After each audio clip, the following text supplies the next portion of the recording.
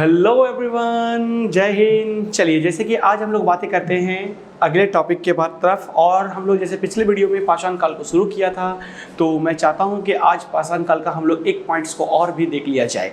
तो अगले पार्ट में हम लोग जो पढ़ रहे हैं, इस पार्ट को हम लोग समझेंगे क्या, महापाषाण काल से। तो आइए हम लोग बात करते हैं ज़्यादा समय ना लेते हुए महापाषाण काल के बारे में। तो महापाषाण काल, देखिए महापाषाण काल जो है वो 10,000 साल से लेकर 7,000 साल ईसा पूर्व तक रहता है। ये 10,000 साल ईसा पूर्व से लेकर 7,000 साल ईसा पूर्व तक रहता है। महापाषाण काल, यह काल पूरा पाषाण काल और नवपाषाण काल का संक्रमण काल है। देखिए समझिएगा इसको, ये पूरा पाषाण काल और नवपाषाण काल का संक्रमण है। यानी कि हम लोग मध्य पाषाण काल जो पढ़ रहे हैं वो पूरा पाषाण काल और नवपाषाण काल का बीच का काल को हम लोग कहेंगे। लोग यहाँ पर शिकार करके मछली पकड़कर, ठीक है, और खाद्य संग्रह वस्तुओं बटोर कर पेट भरते थे। हालांकि ये बात मैंने आपको पूरा पाषाण काल में भी समझाया था कि यहाँ के जो लोग अपने आजीविका को चलाने के लिए करते क्या थे। तो यहाँ के लोग अपने आजीविका को चलाने के लिए लोग शिकार करते थे। शिकार को हम लोग एक और शब्दों में देखते हैं, आखेट करना। अगर कभी किसी एग्जाम्स में या कहीं पर भी आ जाए आखेट करना, तो आखेट करने का मतलब भी होता है शिकार करना, ठीक है। तो यहाँ पर लोग मछली पकड़कर और खाद्य वस्तुओं को बटोर कर किसी प्रकार का, जैसे मैंने कहा था पिछले वीडियो में कि फल फूल हो गया, पेड़ पौधे हो गए, पत्ते हो गए, कुछ भी चीज को अपने खाने का एक संग्रह करते थे ताकि हम कई दिन तक खा सके, ठीक है। ये सारे के सारे करने के बाद वो लोग अपने अपने पेट भरते थे। इसी काल में पाषाण के औजार आमतौर पर बहुत छोटे होते थे, जिन्हें माइक्रोलिथियस या लघु पाषाण कहा जाता था, ठीक है। यानी कि पहले की तुलना में जब मध्य पाषाण काल के लोग आ गए, यानी कि आपका 10,000 से 7,000 ईसा पूर्व के बीच में आ गए, तो यहाँ के लोग जो है ना अपनी औजारों को बड़े बड़े ना करके छोटे छोटे औजारों पे चेंज कर दिए, ठीक है। और यहाँ का जो औजार थे वो माइक्रोलिथियस या फिर हम लोग लघु पाषाण के नाम से जाने लगे। तो अगर आपसे कोई पूछे कि लघु पाषाण काल क्या होता है, लघु पाषाण किसे कहते हैं, तो हम लोग क्या बोलेंगे कि मध्य पाषाण काल के औजार आमतौर पे छोटे छोटे रूपों में आने लगे थे, ठीक है। चलिए आगे बढ़ते हैं।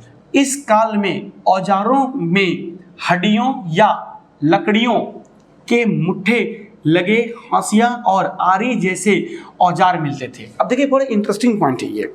यहाँ के लोग जब औजारों को जब यूज करते थे ना, तो औजार को आपने देखा होगा कि किसी भी औजार का प्रयोग लाइक दिस, मैं यहाँ पर बताता हूँ। मान लेते कि एक औजार है, ठीक है, कुछ काटने वाला। तो इस औजार को पकड़ने के लिए यहाँ पर एक हस्त चीज को लगाया जाता था जो लकड़ी का होता था, ठीक है, ताकि इस औजार को चलाने में उसे आसानी हो, ठीक ना, ताकि कोई तकलीफ ना हो, ठीक है। और इसमें हड्डियों का भी प्रयोग करते थे। लकड़ियों का तो होता ही होता था, हड्डियों का भी प्रयोग करते थे यहाँ पर लोग, ठीक है। उसके मुट्ठे को जो हंसिया के भी यूज होते थे, ठीक है। हंसिया का मतलब अपने गांव देहात के भाषा में सुना होगा, धान काटने वाले को हम लोग बोलते हैं। तो उसमें भी कहीं ना कहीं लकड़ी के या हड्डी का लगाया जाता था, क्योंकि यहाँ के लोग हड्डियों का यूज ज्यादा करते थे, शिकार करते थे। तो उसके बाद में हम लोग अभी भी देखेंगे तो ये लकड़ियों का बहुत ज्यादा यूज होती है। आरी जैसे औजारों का यहाँ पर मिलते हैं। आरी का मतलब समझते ही आप, जिससे लकड़ी को काटा जाता है, आज भी इसका प्रयोग की जाती है। सर्वप्रथम तीर कमान का विकास इसी काल में हुआ। देखिए तीर धनुष आपने देखा होगा, ठीक ना, बो एंड एरो का प्रयोग इसी काल में शुरू हो चुका था लोग, ठीक है, ताकि निशानेबाजी से अपना शिकार कर सके। पशुपालन का प्रारंभिक साक्ष्य इसी काल में मध्य प्रदेश के आदमगढ़ तथा राजस्थान के बगोर से प्राप्त होता है। देखिए पशुपालन इस काल में लगभग अच्छे कंडीशन में आ चुके थे, और इसके सबसे ज्यादा साक्ष्य याद रखिएगा आपका मध्य प्रदेश और दूसरा राजस्थान से प्राप्त होता है।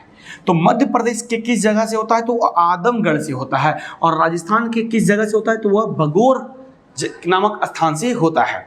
इन दोनों जगहों से हमें पशुपालन का एक बहुत बड़ा चित्रण देखने को प्राप्त होता है। चलिए, मानव द्वारा पालतू बनाया गया पहला पशु, याद रखिएगा, इंसान के द्वारा पालतू बनाया गया पहला पशु, याद रखिएगा, कुत्ता है। कुत्ता को सबसे पहले पालतू बनाया गया था इंसानों के द्वारा, ठीक है। मातृ देवी की उपासना, उपासना का मतलब क्या होता है, प्रेयर, पूजा, प्रार्थना। तो मातृदेवी यानी कि मातृदेवी की उपासना, सावधान पद्धति का विकास इसी काल में देखने को मिलता है। याद रखिएगा, मातृदेवी की उपासना, सावधान। सावधान का मतलब क्या होता है, देखिए, यानी कि डेड बॉडीज को क्या करना है, जलाना है, गाड़ना है, फेंकना है, क्या करना है, तो उसका जो पद्धति है ना, इसी में विकास होता है। आप ऐसा मत सोचिएगा कि मैं अपने मन से बोल रहा हूँ कि सावधान के जो है डेड बॉडीज को फेंक दिया था। यहाँ के लोगों के एक अलग सा नियम बनते थे डेड बॉडीज के बारे में, ठीक ना, ताकि डेड बॉडीज को हम लोग यहाँ पर सीखेंगे।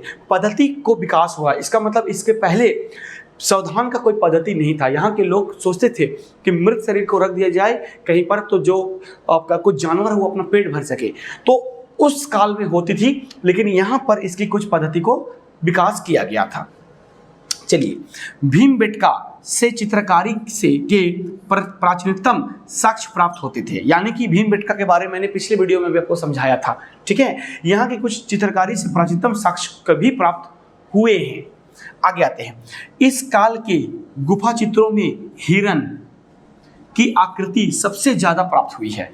याद रखिएगा, इसी काल में हिरण की जो चित्र है वो सबसे ज्यादा प्राप्त हुआ है, ठीक है। यहाँ के लोगों का मुख्य औजार क्या है, देखिए, पत्थरों के बड़े छोटे औजार, यानी कि यहाँ दोनों साइज के औजार को यूज किया जाता था। पहला बड़े औजार को भी यूज करते थे और छोटे औजार को भी यूज करते थे, ठीक है। अच्छा, प्रमुख स्थल तो मध्य प्रदेश आदमगढ़ से हमें, ठीक है, होशंगाबाद से हमें यह इतनी सारी चीजों के बारे में पता चला। यानी मध्य पाषाण काल के बारे में हमें मध्य प्रदेश के आदमगढ़ से पता चलता है।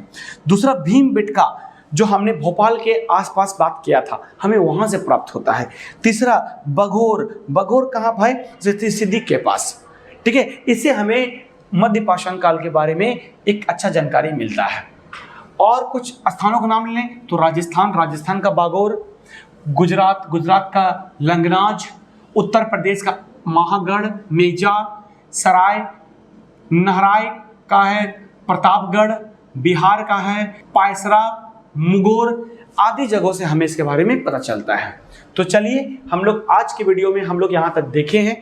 अब इसको हम लोग थोड़ा सा नवपाषाण काल के बताते हैं, क्योंकि नवपाषाण के बाद हम एक वीडियो आपको सेपरेट देंगे जिसमें आपको नवपाषाण का कुछ पार्ट्स होंगे और आगे भी कुछ पार्ट्स हम आपको बताना चाहते हैं। चलिए, तो नवपाषाण काल के जो समय काल स्टार्ट होता है उसको 7000 ईसा पूर्व के बाद का होता है, क्योंकि 10,000 ईसा पूर्व से 7000 ईसा पूर्व हम लोग मध्य पाषाण काल के बारे में पढ़ते हैं। तो 7000 के बाद हम लोग पढ़ते हैं नवपाषाण काल।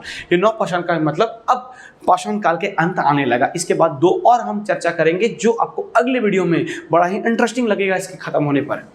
नवपाषाण काल का अंग्रेजी में नियोलिथिक शब्द का सर्वप्रथम प्रयोग सर जॉन लुबाक ने 1865 ईस्वी में किया था। याद रखिएगा, यानी कि नवपाषाण का जो ना नियोलिथिक का जो प्रयोग है ना, सबसे पहले सर जॉन लुबाक ने कब किया था, 1865 में, ठीक है। और सर्वप्रथम 1860 ईस्वी में ली मैसूरिचर, याद रखिएगा, मैसूरिचर ने इस काल का प्रथम परस्तर उपकरण उत्तर प्रदेश की टोस नदी की घाटी से प्राप्त किया था।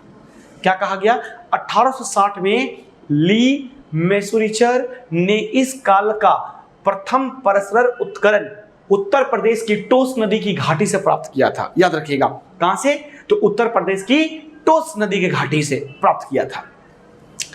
इस काल के निवासी सबसे पुराने कृषक समुदाय के थे, यानी कि यहाँ के जो लोग थे, निवासी लोग जो रहते थे, वो लोग सबसे पुराने कृषक मतलब एग्रीकल्चर ट्रेडिशंस के समुदाय के लोग थे, ठीक है।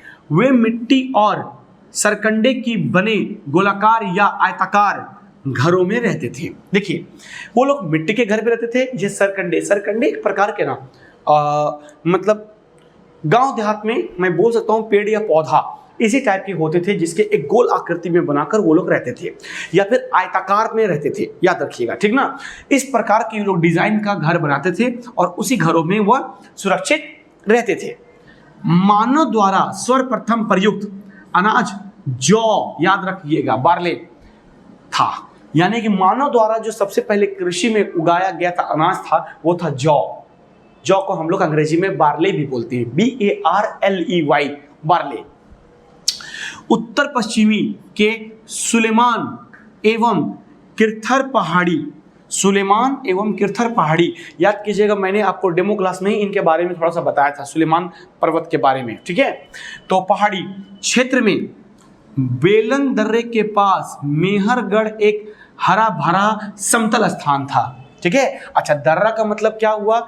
दर्रा का मतलब होता है कि दो पर्वतों के बीच की जगह को दर्रा कहते हैं। हालांकि मैं अभी तक इतिहास की, हिस्ट्री की जितनी भी आपको वीडियो दिया हूं, इस दर्रे का और दोबाब की मैंने बहुत बार चर्चा किए हैं।